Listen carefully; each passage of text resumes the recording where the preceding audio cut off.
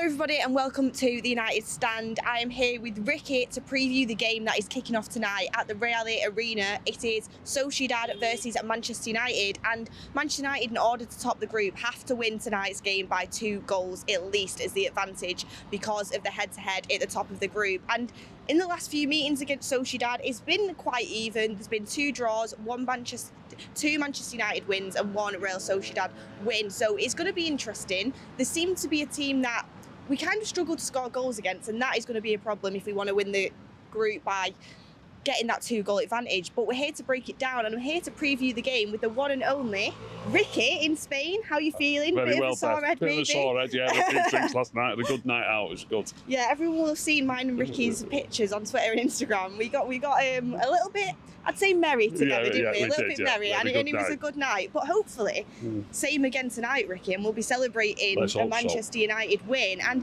how difficult do you think it's going to be to get that 2-goal lead? Because people seem to think it's going to be quite easy. I think it's going to be quite hard, you know. We don't seem to be scoring that many goals as of late. It's going to be really difficult, really difficult. I mean, if you obviously Amoni and Nicosia in this group, and Sheriff, they're not really top-ranking teams. We've scored a couple of goals against them.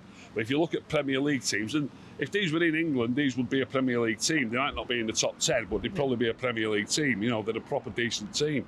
And we don't often score 2 or more goals against Premier League teams. I think we beat Spurs by 2, didn't we? Yeah. We beat Arsenal by 2, and I think that's the only, strangely enough, against the better sides we've done it. But against the other sides in the Premier League, we tend to win by 1 if we win. So it's we don't score a lot of goals, and we've got forwards missing tonight as well, Anthony. Anthony's not travelled, Sancho's not travelled. Obviously, Anthony Martial still didn't make it.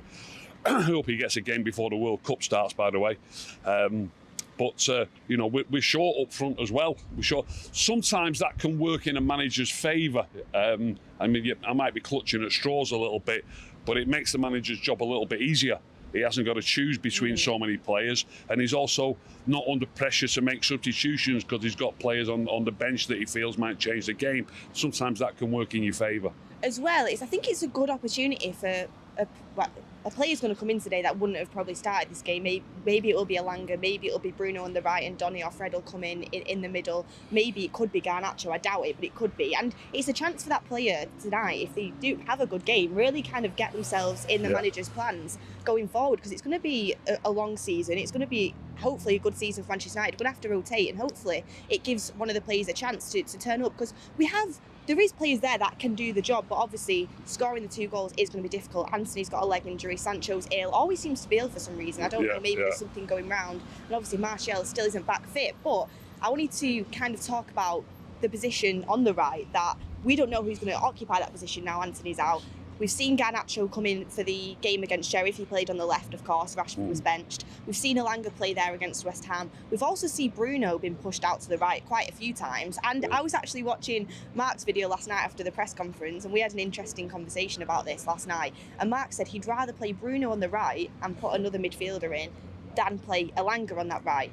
If you're the manager, what are you going with? What's Mark been smoking? Why on earth would you play Bruno on the right wing when he's not a right winger, and he doesn't even look like a right winger when he plays there? His argument would be better than Alanga, maybe. No, I'm not having it. No, Alanga's pacier. His work rate's fantastic. He's not scoring goals or making goals, and people often look at that and say that's not good enough. But at the same time, people are complimenting Marcus Rashford lately because he's scoring goals. But maybe Alanga's not scoring goals because the players on the other side of the field are not playing as well as they should be playing. You know, chances need to be created for you. Yeah, chances do need to be created for. And as great an header as that was by Marcus, and it was a fantastic goal, I'm not decrying it one little bit, but it was a great ball in. You know, if Alanga would have had a ball in like that from the other side, maybe he would. I don't think Alanga would have scored that goal with his head. Do you remember his header at Wolves a couple of seasons back? We're talking 2 seasons ago, Ricky. Well, he's not. He hardly ever plays, does he? You know what I mean? He's probably scored.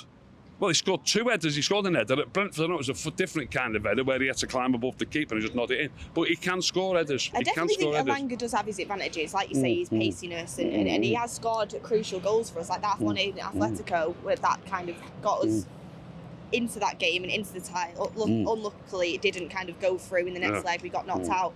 There is something he can do. I'm just saying, as of late, I've just not seen him be threatening whatsoever. And when you're in a game where you need to score goals, but I wouldn't actually play Bruno on the right because I think we need him in the middle to kind of create stuff. I do think his skill kind of completely, he's nullified when he goes to the right. So I think I'd go with Garnacho personally. I just think when I watched him against Sheriff, he's had so much confidence to kind of go at defenders. He was also defending pretty well and maybe holding on to the ball a little bit too long at times, but I do think he's a real talent. What do you think of Garnacho? Do you think he could do a job? What I've seen of him, I think he's all right, and I do think he could do a job, but I've not seen him play on the right before, and I think Marcus prefers playing on the left. Yeah, I would definitely put Marcus on the left. I think they both prefer playing on the left, so I can't see any further me than Elanga, unless, I mean, it could go into the manager's mind, as Marcus said. He might put Bruno on the right. He does put him there sometimes, with 20 minutes to go when he makes substitutions, half an hour to go, whatever. I can't remember him ever starting as a right-sided player or a right winger. I wouldn't do that. I would have Elanga ahead of him without any doubt. So it's up to the manager. But I don't see Garnacho suddenly playing on the right. I don't see that. Yeah, I don't think he'll throw in him, especially from the start. Maybe he'll come on as a sub and maybe he'll have a chance then to potentially win us that group. It's a big moment for these players. Maybe that'll spur him on. And Terry Ten Hag, I think, will have that in the back of his mind. I think he'll definitely probably be used as a sub if he is needed. I don't think I see him starting the game. But moving on to a player where we were talking about last night, again, Donny van der Beek. He had a good little cameo, didn't he, against Sheriff? I thought he came on, he did pretty well. Obviously, Sheriff, it's not the best team, so you can't fully judge, but still, the player did well.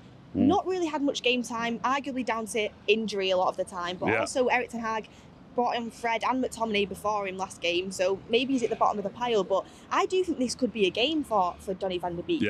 Getting through the lines, they're going to be tight, this team. I mean, Ten Hag said in his press conference he doesn't think Sociedad are going to sit back and defend. I think they are going to. Who isn't going to in a game like this? Maybe if you want someone to kind of get in between the lines and play them cute little passes that you talk about, he could be an option as well. Yeah, without a doubt. I wouldn't mind Van der Beek playing at all, but to me, it would be in place of Bruno. We've got this real tricky situation where Bruno never seems to miss a game, does he?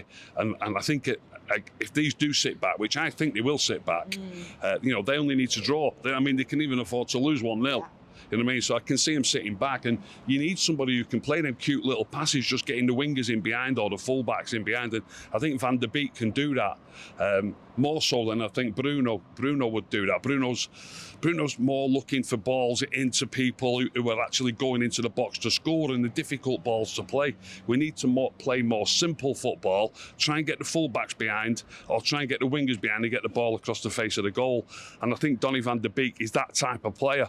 The manager's not going to suddenly drop Bruno, though. If he does play Van der Beek, surely Bruno will play on the right. And as I just said, I wouldn't agree with that. Yeah, I think it'll be interesting to see what happens. I don't think Donny will start, but I definitely think he could be an option as, again, maybe if we need to score in the second half, it's getting to that point, you can bring him off the bench. But I think it's really important we actually score early on in this game because it makes it makes Sociedad kind of come out and they'll have to play then. If we get a goal early on, they'll have to play in order to combat that because, we could always score a goal in the last minute. Their game plan will be defensive until we score and then they'll have to come out. So do you think there's a chance that we can get that goal early? And who do you think is going to be the most... I know you say it's a team game all the time, but is there any players that you think can influence this game in a really positive way that you're going to have your eye on tonight?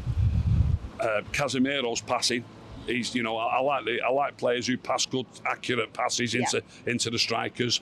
Casemiro's important, but when it comes to actually scoring the goal, surely Ronaldo, is probably due. Excuse me, he's probably due a goal, and he's obviously a great goal scorer. Especially at the end of Luke Shaw's crosses. Yeah. So tonight, hopefully Ronaldo, comes good and gets a goal, maybe 2 goals. Why not?